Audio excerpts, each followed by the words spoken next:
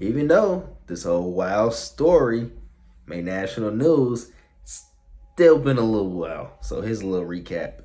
Jussie Smollett is a gay black actor on a show called Empire, and yes, those two things are apparently relevant.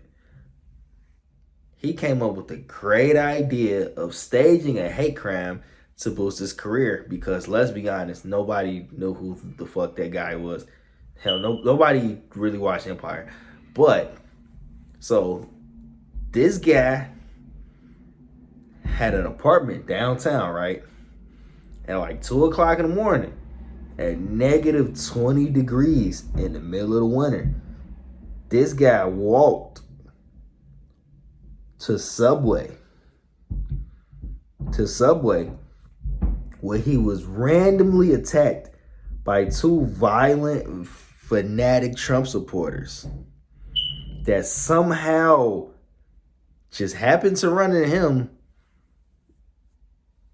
and knew who he was and knew what Empire was, even though most black people don't even watch Empire. So, yeah, they just happened to know the show and know him by name. Attacked him, called him racial slurs, threw liquid bleach on him.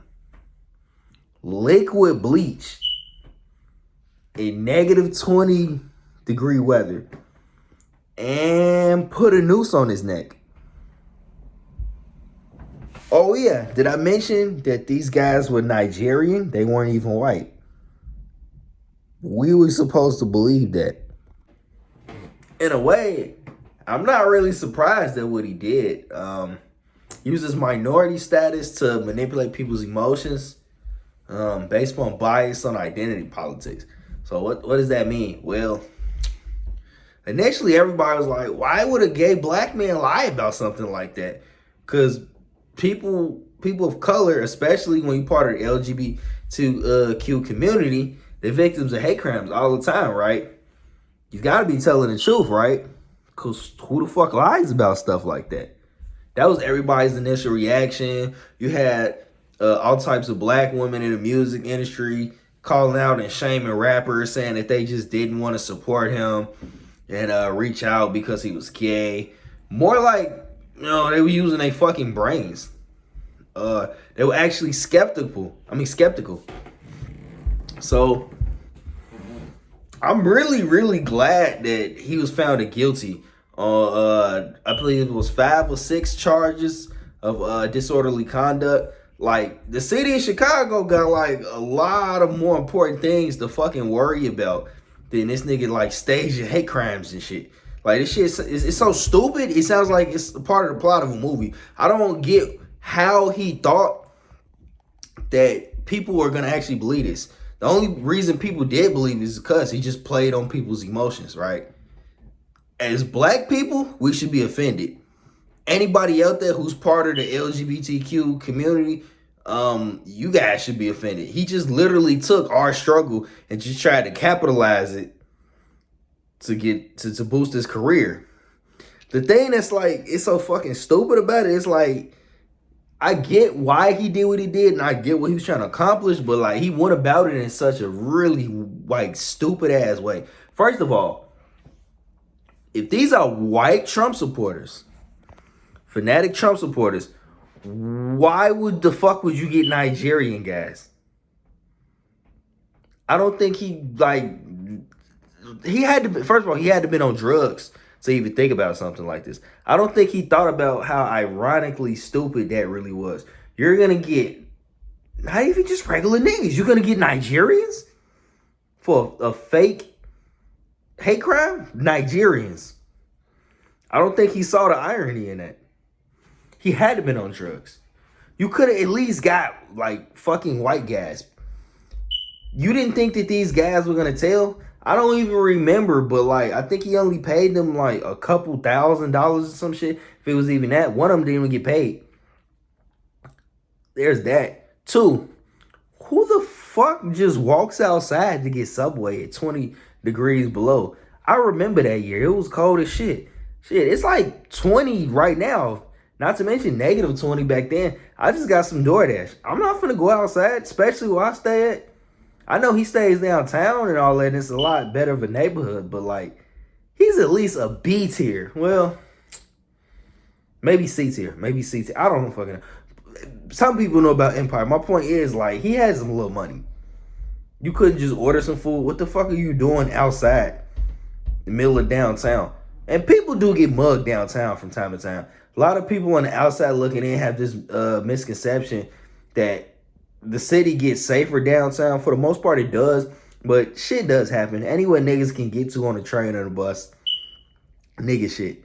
But, he just like, he didn't think that shit through on so many levels. Who the fuck just throws bleach at random people?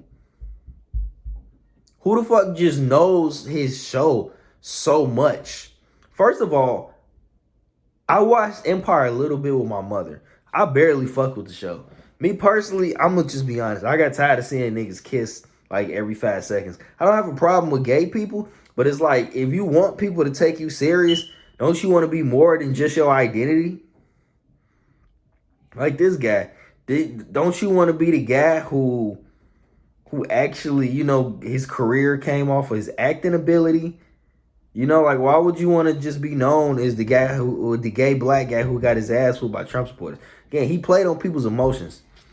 It was some clout chasing shit, but it was in a really stupid and not well thought out way. In a way, it don't surprise me because he's a product of what's going on in this time period. He was just trying to be a victim. You get people to sympathize with you, you get attention. Attention is money these days. So the fact that he thought that people were going to go for this, it says a lot about our society and a lot about how people think and rationalize information. I think it's sad that so many people were actually defending him at first. People were so caught up on it. Why would a gay black man make this up? They just ate this shit up and didn't even fucking question it. And for any black person that did question it, well, you're obviously Uncle Tom, right? Because it's not like you can, you know, just have any form of discretion or rational thought. What's the stupidest part about this story? How did they get a fucking noose on his neck? He didn't even look like he got his ass whooped that much. If you actually like saw the pictures of him afterwards.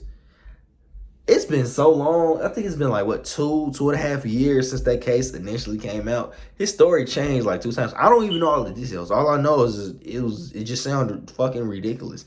Too fucking crazy to be true. So, yeah, I'm glad he was found guilty.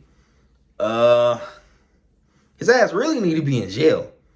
Because there's so much serious stuff going on. I mean, not even just in the world, but just in the city of Chicago. Like, people could be hunting down rapists. There are, like, serial killers around who are targeting women, solving murders, because only 60% of murders in the city of Chicago actually are solved. Kids been abducted. So many more important things. But the city spent money on this dumbass's trial because nobody cared about Empire. Specifically, nobody cared about his show. So he did all of this, but in the end, he got the opposite results. Now he's gonna look like he's a fucking idiot. Nobody's gonna take anything he does serious in the future. And if I'm not mistaken, he got Empire canceled. So you just fucked up your network of actors. I'm pretty sure Terrence Howard, Taraji J.P. Henson, I'm pretty sure they'll never work with him. And he could have hurt the careers of his fellow co-stars because they're just gonna be associated with the show. And when people think of Empire, they're going to think of this. He just made himself into a joke. So, yeah, what do you guys think? Did any of you actually take the story serious? What do you think is going to happen to him? Do you think, how much jail time do you think? What do you think he's going to be sentenced with? So, you guys let me know in the comments.